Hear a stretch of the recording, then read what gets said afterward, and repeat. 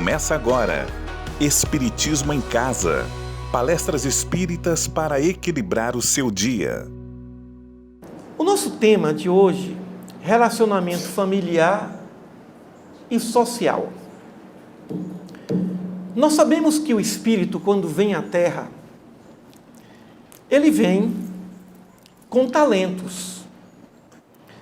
Mas ele também pode desenvolver novos talentos. Mas qual é a tendência do espírito?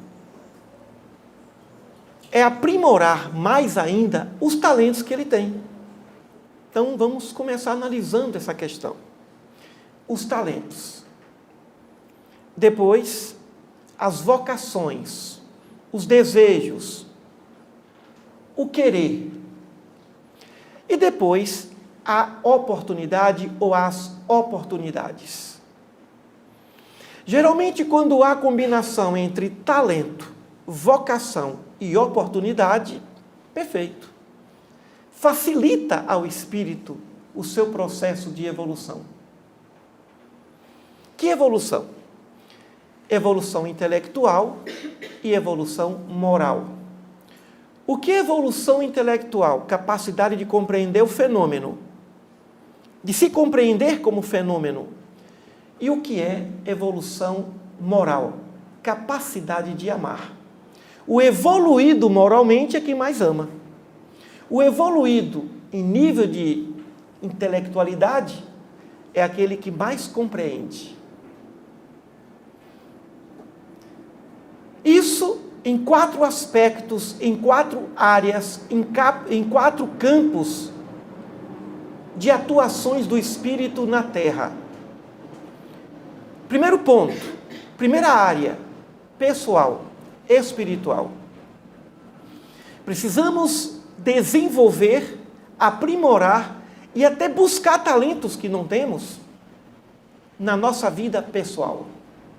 Vida pessoal é vida mental. Vida pessoal é vida espiritual. Vida pessoal não envolve terceiros. O espírito consigo próprio. Primeiro ponto. Depois tem o segundo aspecto, o espírito e os seus familiares. Ele e as pessoas com as quais ele convive dentro de uma casa, dentro de um ambiente doméstico. A família começa dentro de casa. A família doméstica. A relação entre ele com seus talentos, talentos que ele tem tendências a desenvolver e talentos que ele não quer desenvolver. Um exemplo de um talento que ninguém quer desenvolver, lavar prato, dentro de casa. Há uma resistência. Até que ele usa de estratégia. Qual a estratégia? Enquanto eu lavo esses pratos, arrumo essa cozinha, eu vou assistir uma palestra. Ouvi. Agora então, ouve, que aí acaba o prato, ainda tem a música, ainda tem a palestra. E ele diz ainda, nossa, que pena, acabou. Então ele usa de estratégia, da recompensa, para fazer aquilo que ele não gosta. Daqui a pouco ele está lavando o prato e feliz porque ele está tocando em água e ele aprende o valor de tocar em água, o valor de deixar tudo limpo, o valor de deixar tudo organizado. Aí ele aprende outros valores por meio de um trabalho que inicialmente ele não queria. Ele consigo próprio, ele com a família. Agora existe o indivíduo na Terra com a sua vida profissional. O que é vida profissional? Aquele trabalho que nós fazemos o dia inteiro. Pode até ser a vida doméstica. Um trabalho voluntário é uma vida profissional. É um momento em que o indivíduo aprimora, desenvolve talentos e desenvolve talentos que ele também não gostaria de desenvolver. Ele e sua profissão, ele e sua ocupação diária. Ele precisa cuidar disso. Agora tem a relação entre ele e os outros, que não fazem parte da vida doméstica, que não fazem parte da vida profissional, do dia a dia, mas que fazem parte da vida. O relacionamento social. Os mais distantes, os parentes mais distantes, os amigos mais distantes, o relacionamento social. Até os desconhecidos, que não temos vínculos, mas fazem parte da nossa família social. Então, nós precisamos cuidar bem desses 4 aspectos. São 4 disciplinas, são 4 matérias, que esse aluno da evolução não pode zerar em nenhuma. É como num processo de vestibular. Se zerar uma disciplina, não passa, mesmo que tire 10 em outra. Não podemos zerar em nada. Pelo menos a média em todas as 4 disciplinas. Deus não quer, não exige, não é que não quer, Ele não exige perfeição. 10 em tudo. 10 na sua vida espiritual, 10 na vida familiar, 10 na vida profissional e 10 na vida social. Não é isso. Até porque dentro da materialidade na qual nos encontramos, não dá para ser 10. Mas uma coisa se exige. E nós já sabemos, né? Muito será pedido a quem muito se houver dado. Mas o muito que se pede é a média. E precisamos, na noite de hoje, verificar onde estão nossos pontos fracos no aspecto ou em algum aspecto dessas 4 relações, dessas 4 convivências. Convivência comigo mesmo, convivência com meus familiares, convivência com meus colegas de trabalho, de atividade e convivência com a minha sociedade. Convivência, relacionamentos. E necessitamos de estratégias. Estratégias para sermos felizes. Porque com a média dá para ser feliz nesses relacionamentos. O grande objetivo da vida pessoal e da vida espiritual é de gostarmos de nós mesmos. É de nos sentirmos bem conosco. Não havendo necessidade de ligar a televisão, de ouvir música, qualquer coisa, porque o nosso mundo interior, as nossas reflexões, a nossa paz de consciência, a nossa paz de espírito, são excelentes companhias. Então precisamos a cada dia buscarmos esse amor. O amor por nós mesmos. Amai-vos uns aos outros, tanto quanto eu vos amei, mandamento dele. Amai-vos uns aos outros. Como esse amor é dispensado a cada um. Devemos amar o próximo como a nós mesmos. Mas não amamos o próximo porque não amamos a nós mesmos. E precisamos da estratégia desse auto-amor. Prenúncio do auto-perdão, tolerância íntima, que não significa compactuar com os erros e aceitar pela indulgência a permanecer nos desenganos. Estratégia para termos a média mínima. Oração. A oração é o alimento do espírito. Estabelecer o contato com Deus, com os espíritos amigos. E através desse contato, a cada dia, desenvolvendo em nós esse mundo interior. A iluminação dessa vida moral, desse mundo moral. Oração, manutenção de bons pensamentos. Como é que se mantém os pensamentos? Leitura, música, reflexões positivas, otimistas. Vê o bem em tudo. Vê a força da lei divina em todo o processo da evolução, em todo acontecimento histórico. E precisamos cuidar disso aos poucos, condicionando devagar. Se nós lermos uma única página por dia, em um ano, nós vamos verificar que já lemos 365 páginas de um livro. Mas quem lê uma página por dia, com o passar do tempo e o condicionamento, vai lendo mais páginas. Quem ora 1 minuto por dia, 60 segundos, parar e sintonizar e pensar em Deus. Pensar em Deus e pensar nos que sofrem. 60 segundos de sentimentos canalizados ao nosso Pai, que nos assiste a todo instante. Nada acontece sem que Deus não esteja o tempo inteiro verificando, supervisionando. Ah, mas Deus é muito grande, muito... Pois é, Ele é tão grande que Ele é maior do que tudo que Ele criou.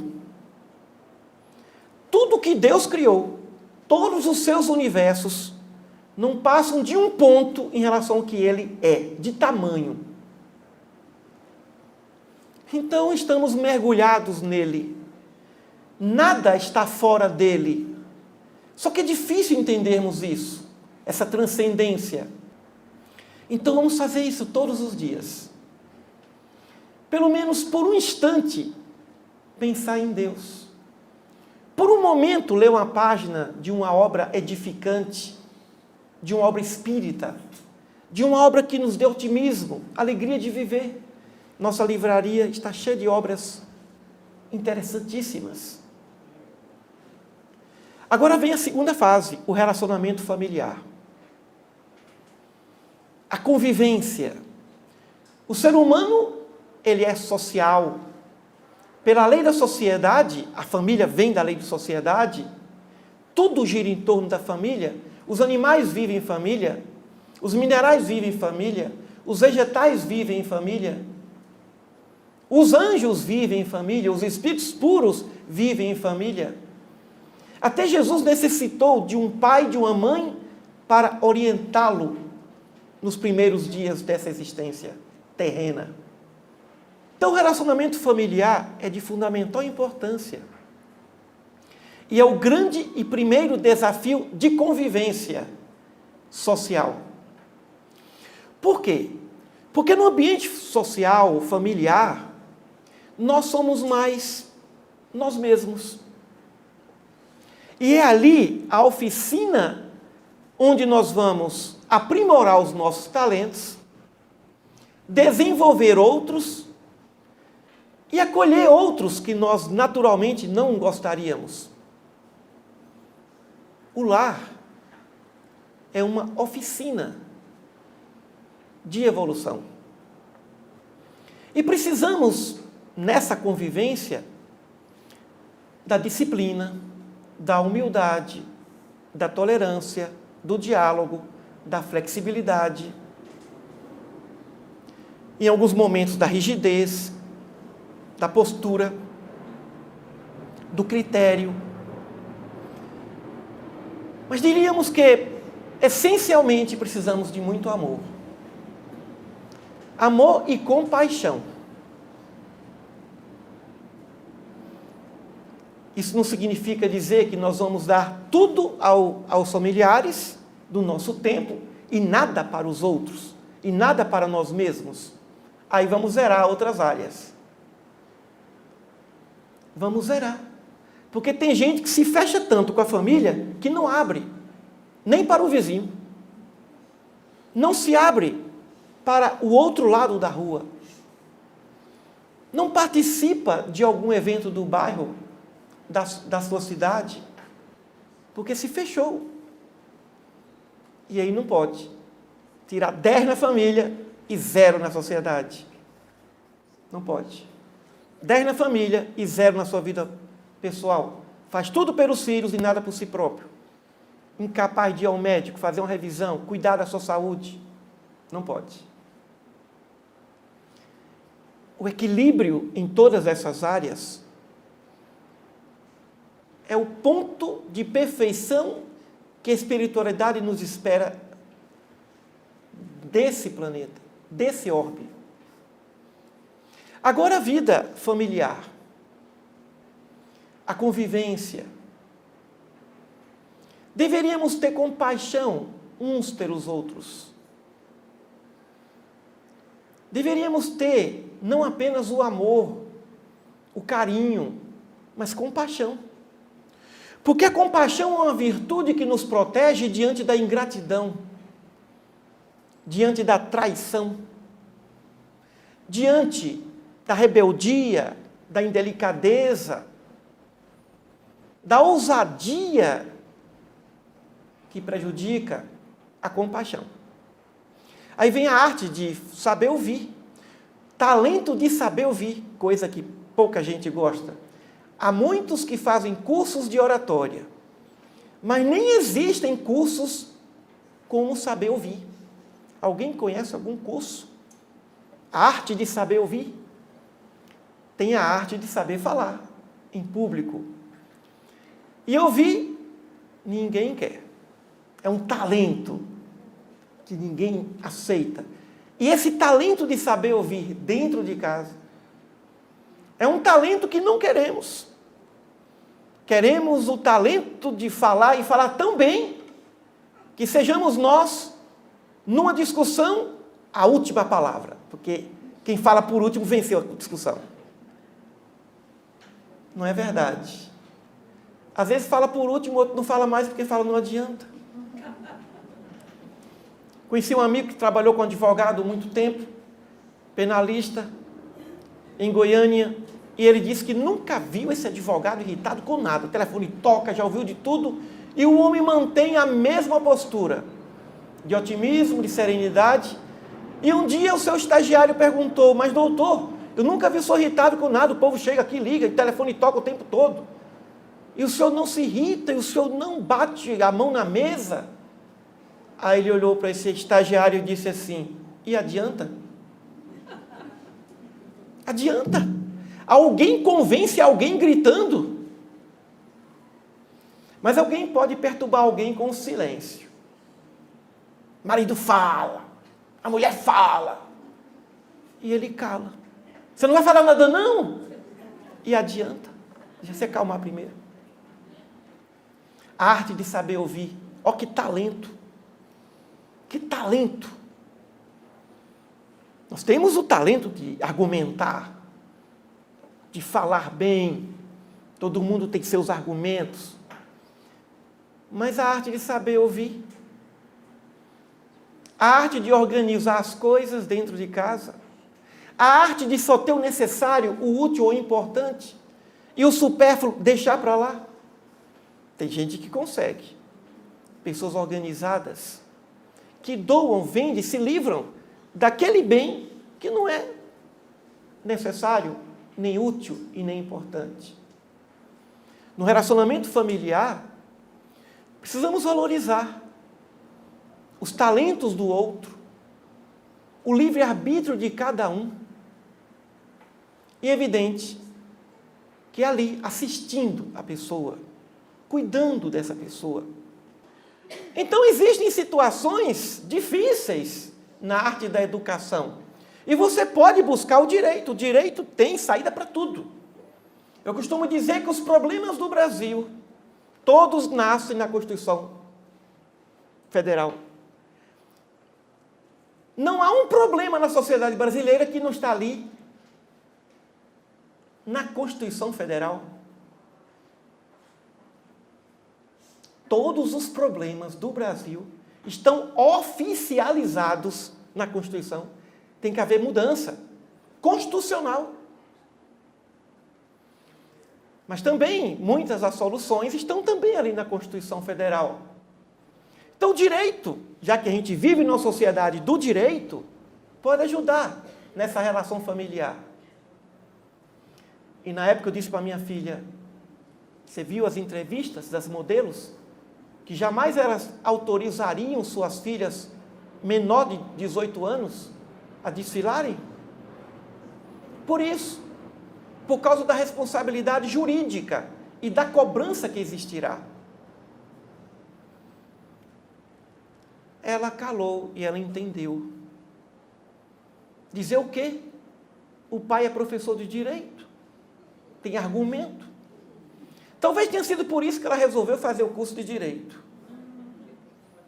E aí, na metade do curso, ela falou, pai, eu acho que eu descobri que o meu problema não é o direito, eu quero fazer direito.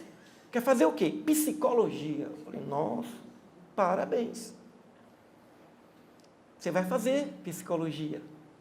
Mas você sabe que aqui na nossa casa temos princípios, e o princípio é concluir o que começa. Termina primeiro o direito, depois você vai trabalhar e fazer seu curso de psicologia. Orientar os filhos a pensarem antes de escolher. Porque às vezes, quando a gente escolhe, nem sempre a vida nos oferece uma segunda chance. Pense bem. Então, dentro de casa, da família, temos que ter princípios. Começa e termina. Não há necessidade de uma pessoa ter 2 doutorados. E minha esposa começou a fazer um doutorado em ciências da religião pela Universidade Católica. Como enfermeira, acabou também passando no doutorado em ciências da saúde. Ela disse, acho que eu vou deixar o da Católica e vou fazer o de ciências da saúde. Falei, pois é, você vai fazer os 2. Lembra da nossa constituição familiar? Aqui termina o que começa. A não ser por motivo de força maior, mas eu vou ajudar. Hoje ela tem 2 doutorados. Uma mulher com 2 doutorados é uma coisa muito difícil de se achar, a não ser que tenha um marido que esteja ali, chamando a atenção sobre a necessidade de se concluir aquilo que começou. Começa. Às vezes eu começo a assistir um filme e sei que o filme não ficou bom. Mas eu falei, agora que eu estou nesse filme, eu vou terminar esse filme. E meus filhos não entendiam. Pai, como é que você começa a assistir um filme? Sabe que o filme é ruim, mas você... Pois é, eu comecei, agora eu tenho que terminar. Eu pesquisei, o único que teve foi isso aí. Dentro de casa temos que ter uma organização, princípios. Peça ajuda ao direito, peça ajuda à Bíblia, peça ajuda às orientações espirituais, diante das dificuldades, diante das diferenças, diante das diferenças de opiniões, valores que devem ser ou se transformar em princípios, o valor de começar e terminar. Uma amiga nossa estava no último ano de farmácia pela Federal. E no último ano, o seu grande sonho apareceu, fazer um intercâmbio em Londres. Eu perguntei, qual a sua idade? Ela, 28 anos. Eu falei, se você fosse mais nova, eu daria o conselho de você fazer um intercâmbio. Mas com 28 anos, já está para formar o último ano, eu acho que você deve terminar o curso. E ir para lá, não como estudante, mas como pós-graduanda. Termine o que você começou. Ela terminou. Seguiu esse princípio. E naquele ano, ela encontrou o amor da vida dela, ainda se formou. Esqueceu Londres. Então, são os princípios, é como um emprego.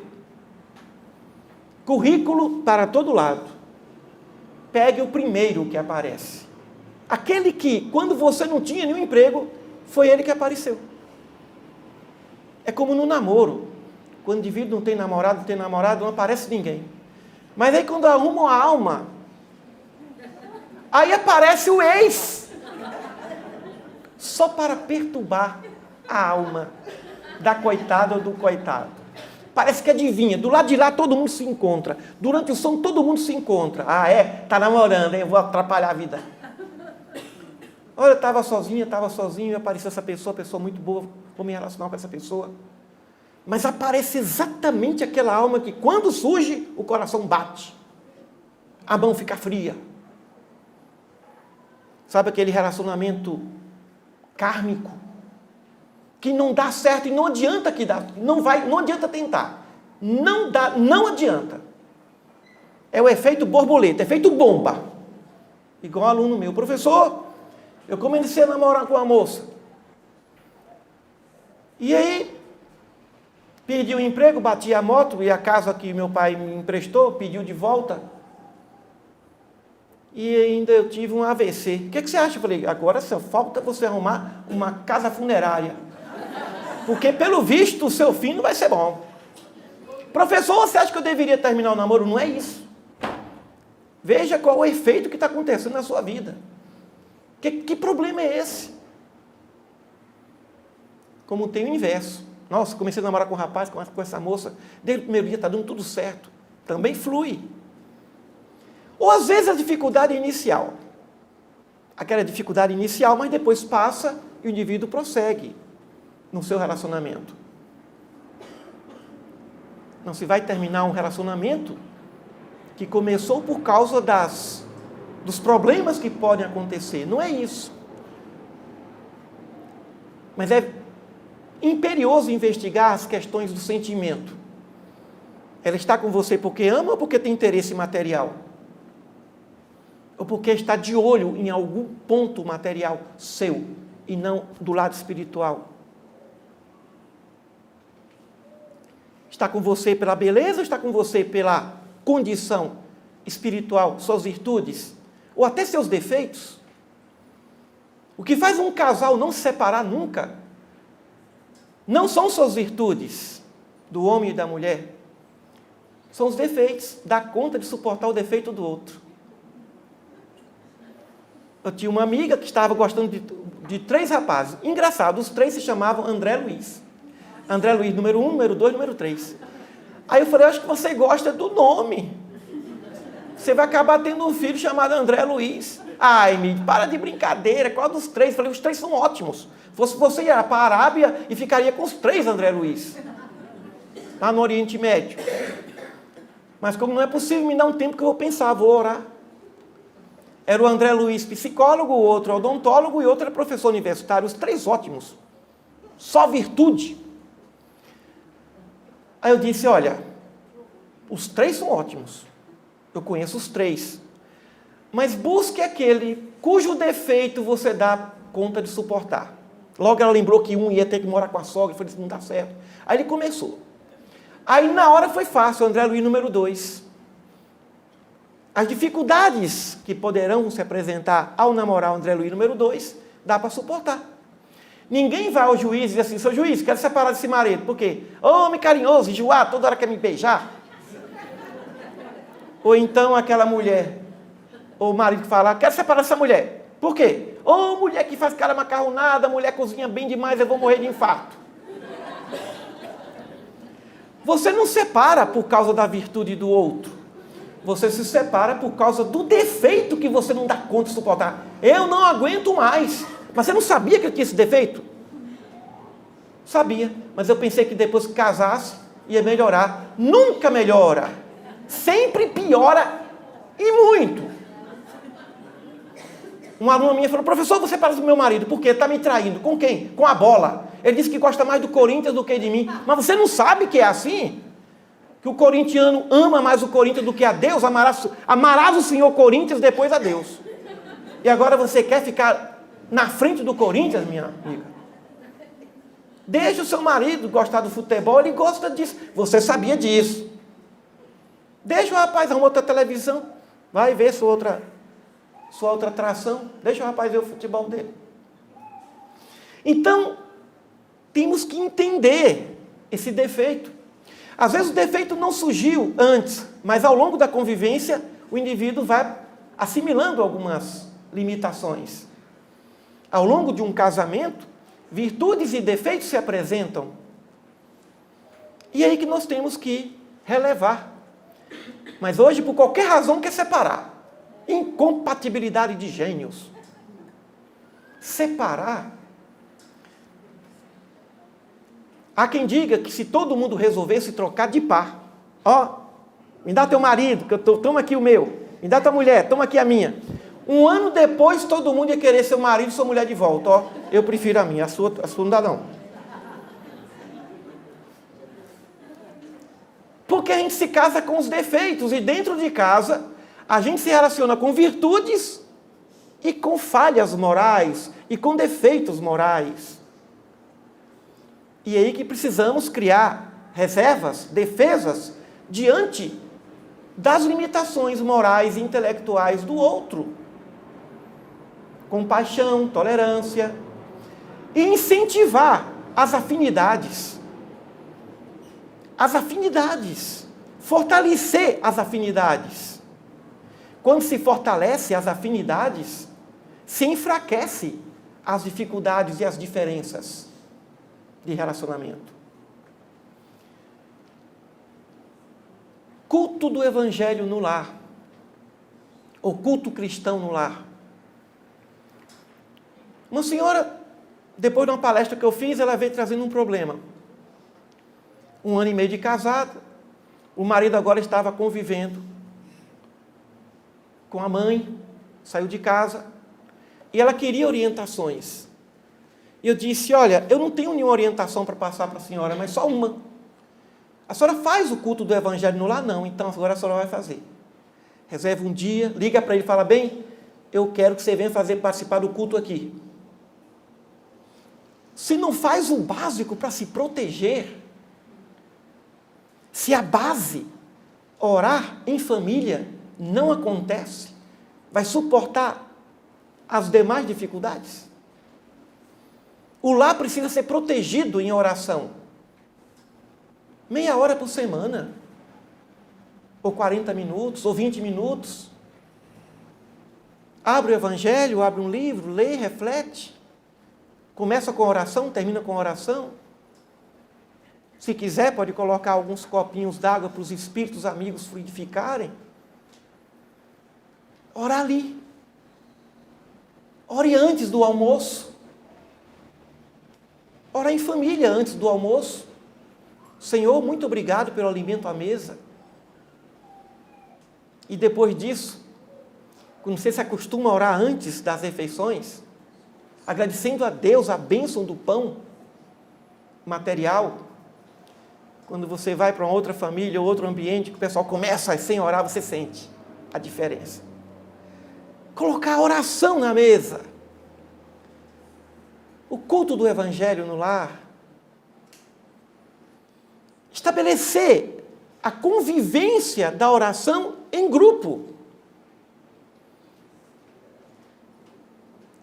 A leitura. Programações edificantes. Trabalho no bem. A família que sai para prestar um socorro. Participar de uma atividade social no centro espírita, por exemplo. Precisamos cuidar disso. E na vida profissional? Na vida profissional precisamos ter um único pensamento, de servir. Toda atividade profissional, por mais que ela seja agradável, chega um momento que você cansa dela. E o que é que sobra? Depois da vaidade, depois do dinheiro, depois da realização, sobra a condição de estar ali para servir. A atividade profissional significa a oportunidade de servir ao cliente, à sociedade. E o ideal é nós fazermos algo em que nós vamos colocar à disposição da sociedade o nosso talento. Não raras vezes, toda atividade nos dá prazer e tem aquela parte que não gostamos. E aí, como dizia um chefe amigo meu, para comer a carne de primeira tem que levar de segunda também. Como professor, gosta de sala de aula, gosta de falar, mas ele não gosta de elaborar prova, tomar conta de prova, corrigir prova. No meu caso, é a pior coisa, prova, avaliação. Mas aí, nós vamos tentando conciliar. Eu sempre me dou um presente depois que eu corrijo uma prova de uma turma. Vou tomar um sorvete, vou dar uma voltinha. Quando a turma é muito grande, vou para o cinema.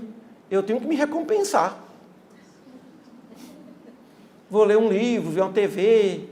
Eu vou fazer qualquer coisa que me dê prazer, porque agora eu sou obrigado a fazer uma coisa que eu não tenho prazer. Corrigir prova. Então, na vida profissional, muitas vezes nós somos obrigados a fazer coisas que não gostaríamos, mas em nome do prazer maior, da alegria maior, da satisfação maior de estar ali com o seu talento, desenvolvendo e colocando o seu talento à disposição da sociedade, você suporta essa situação, essa atividade que não é o que você gostaria.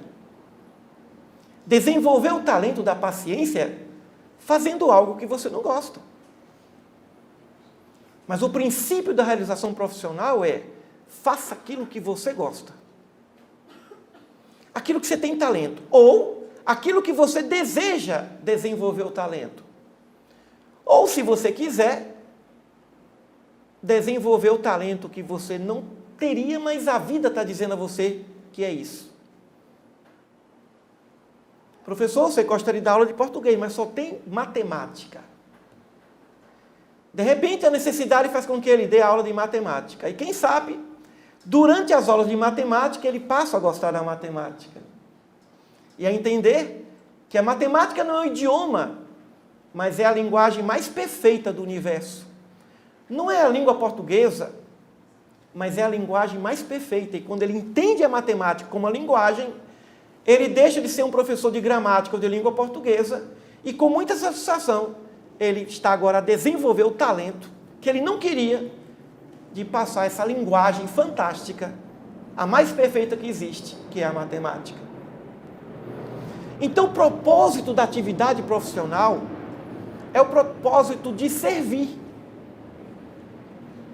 Agora vem a vida social. No dia corrido, atividade social. Há muitos produtores do pensamento, gente que escreve, que não gosta de atividade social. Não gosta de ir na escolinha dos filhos, de participar do aniversário do amiguinho da filha. Vai lá. Atividade social. Ah, mas não é o que você gostaria? Pois é. Mas faça isso. Não despreze a convivência no meio, no bairro, a cidade.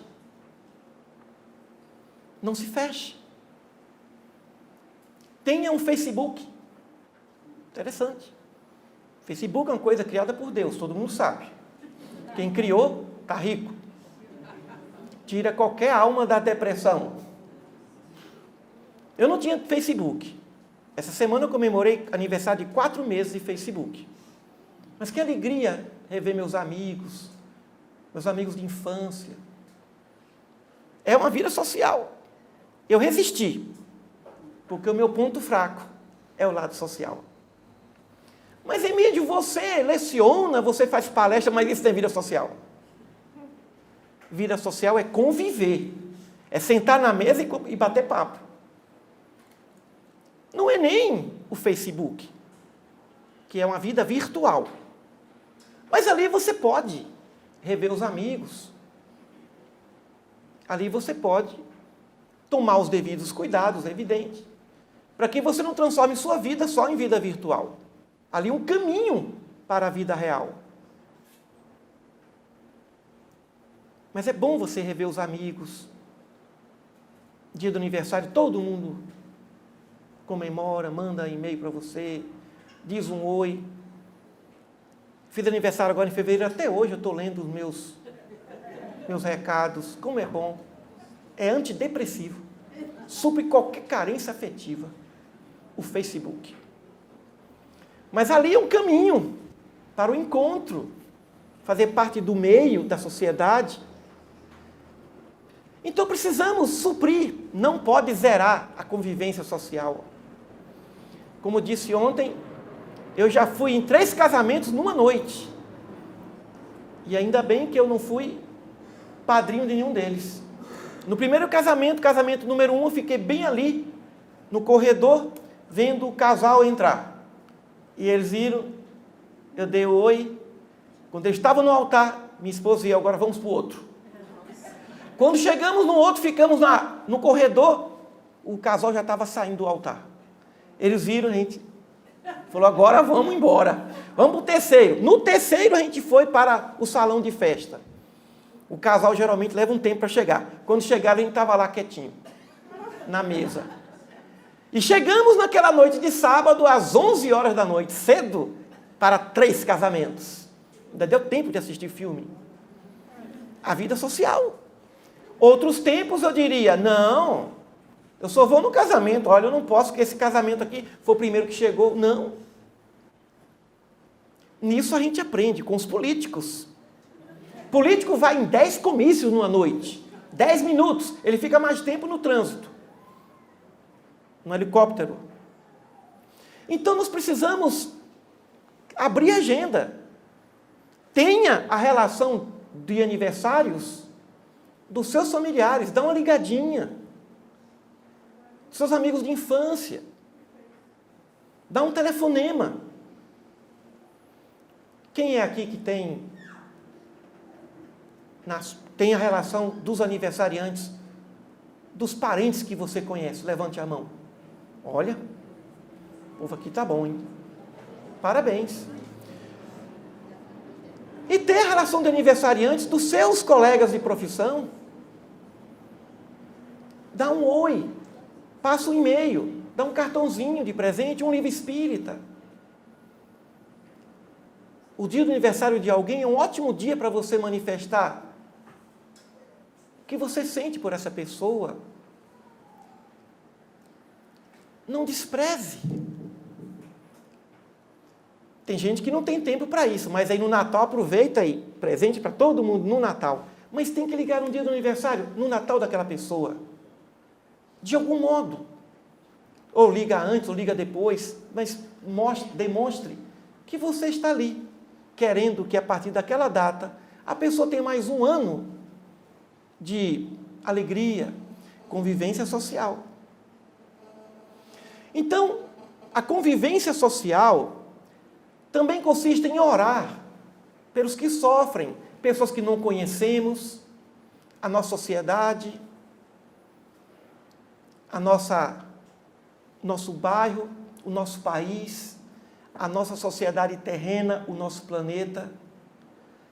Os problemas lá de Hong Kong são nossos também. Quando a bolsa cai lá, cai aqui também em São Paulo. Então nós temos que ter a sensibilidade dessa irmandade, de que nós somos irmãos. Não é porque falamos idiomas diferentes, ou porque vivemos em regiões diferentes, que não somos seres humanos. E aí que nós percebemos que nossas atitudes refletem profundamente na sociedade, como uma pedrinha lançada ao lago. A onda atinge todo o lago. Nós somos muito importantes e tem pessoas que nos observam, gente que a gente nunca vai conhecer, que nos observam. E aí que tem aquela frase, cuida de como vives, talvez sejas tu o único evangelho que teu irmão lê. Então vamos ser sensíveis aos problemas sociais. Não é cair na depressão por causa da violência social, por exemplo. É encontrar na violência a oportunidade de oração. É encontrar nos conflitos sociais a oportunidade de derramar compaixão. Com isso, com essa consciência social, com essa consciência familiar ou familiar, com essa consciência profissional, nós vamos fortalecendo mais ainda a consciência espiritual. E vamos evoluindo a cada momento. aumentando a nossa capacidade de compreensão e aumentando a nossa capacidade de amor, de profundo amor por todos e de profundo amor por nós mesmos. Você acompanhou Espiritismo em Casa.